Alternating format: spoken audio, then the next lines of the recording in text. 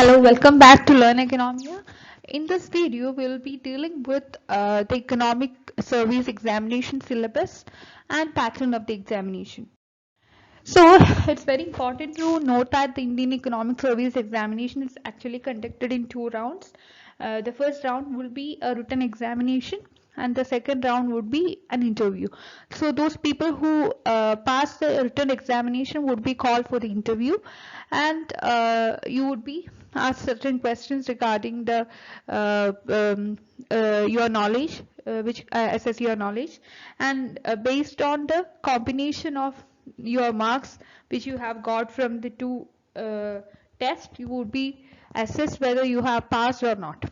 So in this particular video, we will be covering the syllabus of the written examination. The written examination has got several papers. It covers different aspects of your knowledge. So first is general English. It assesses the general English of the candidate.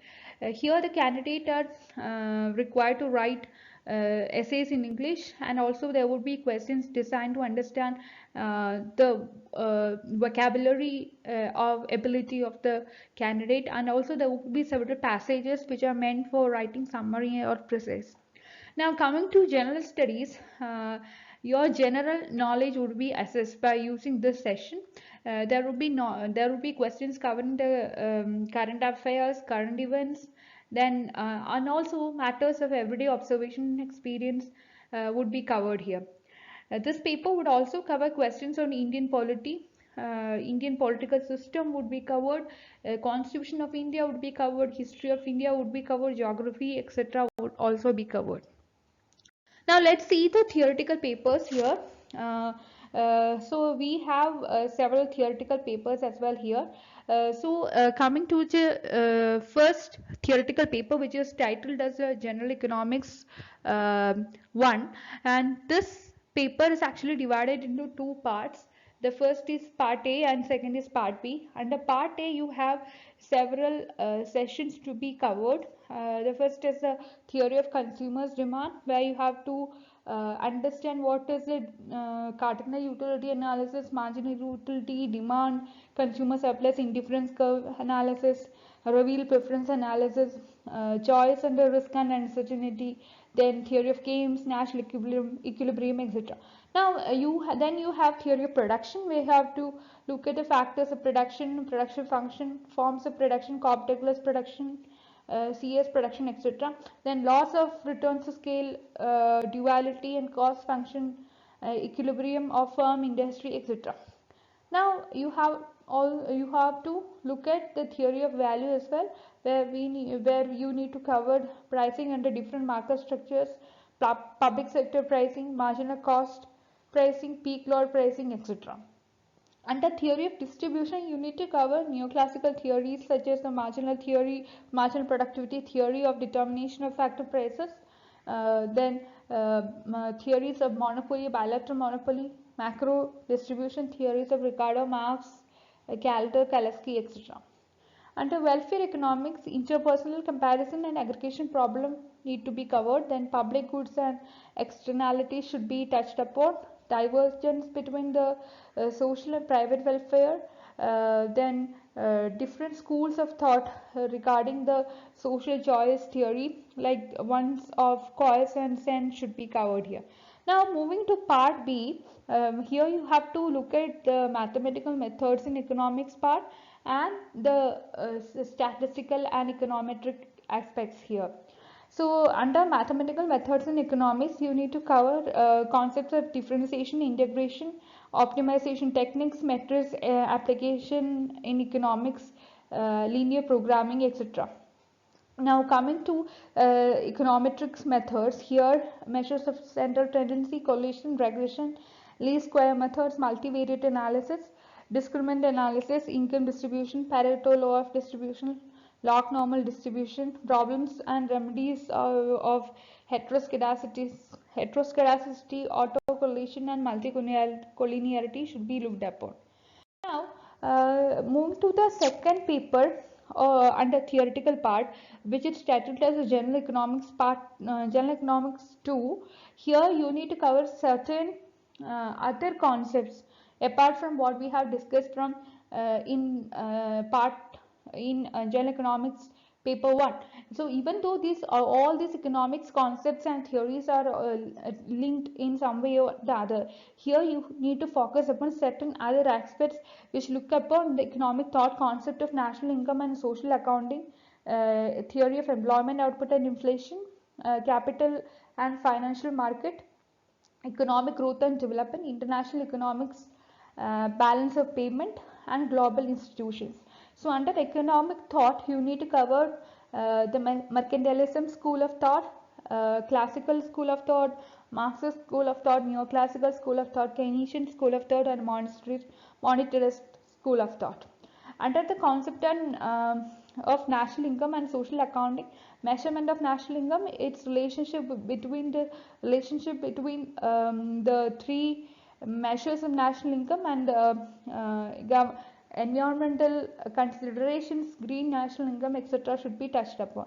Now coming to the theory of employment output and inflation, here you will have to look at the classical theory of employment and output, then neoclassical approaches, then post-Keynesian developments, inflationary gap concept, ADAS model in the Keynesian theory, then the Friedman's restatement of quantity theory of money, etc.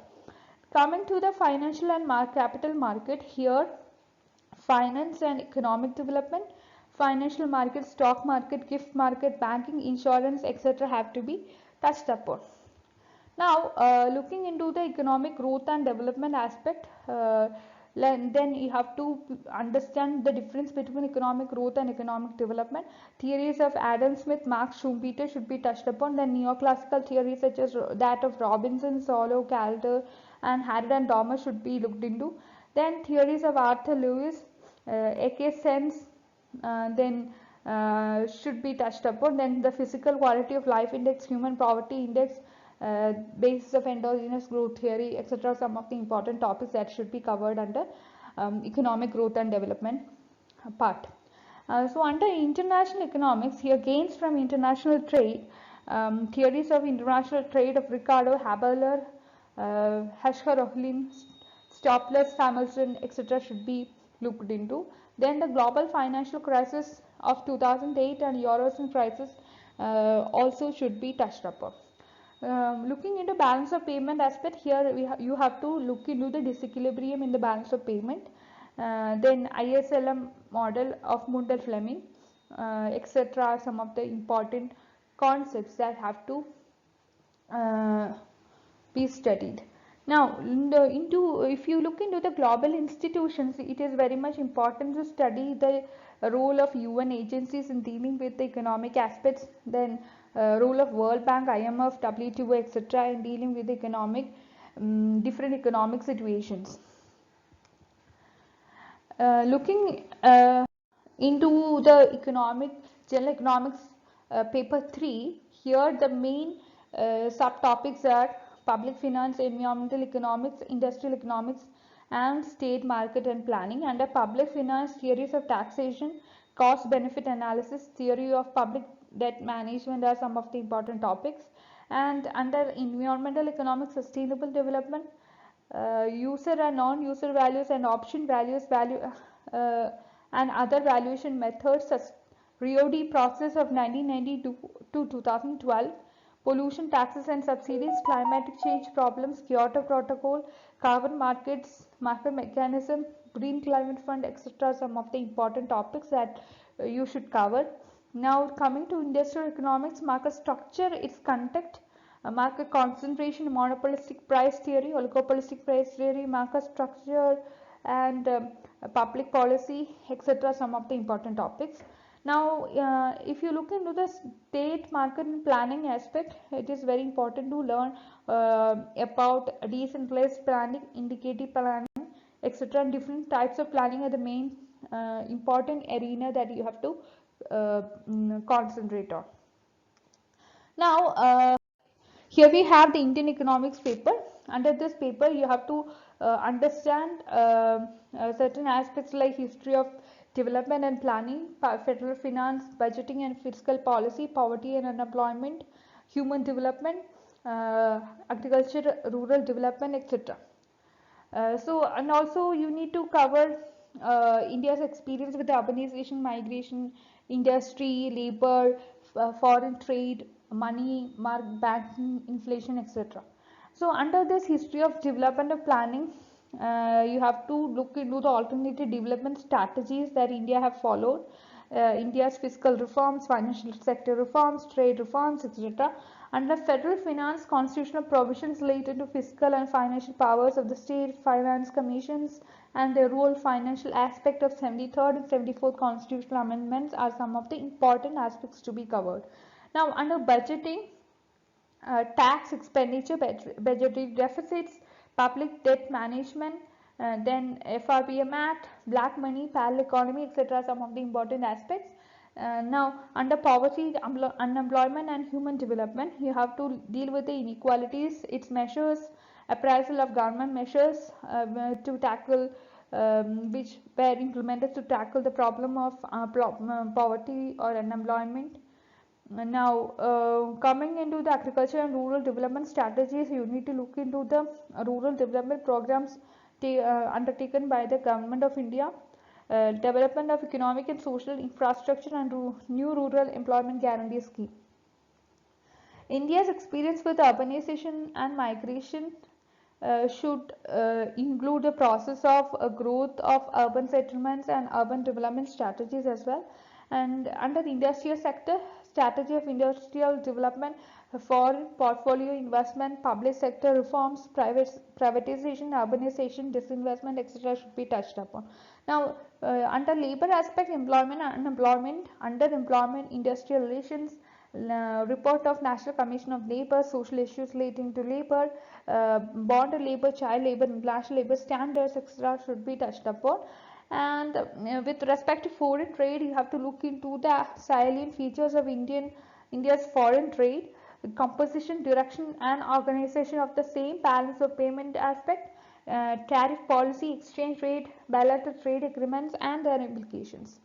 Now, if you look into the money and banking aspect, it is very important to look at the financial sector reforms, financial institutions, not only banking institutions but also non-banking financial institutions, Indian capital market and SEBI development in global financial market and its relationship with the Indian financial sector, etc. Some of the important aspects that should be looked into.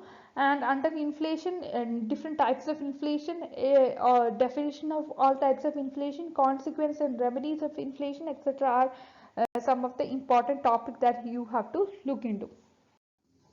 Now, with that, we are going to end this video. Thank you for watching this video, and I request you to like, share, and subscribe this channel for more videos.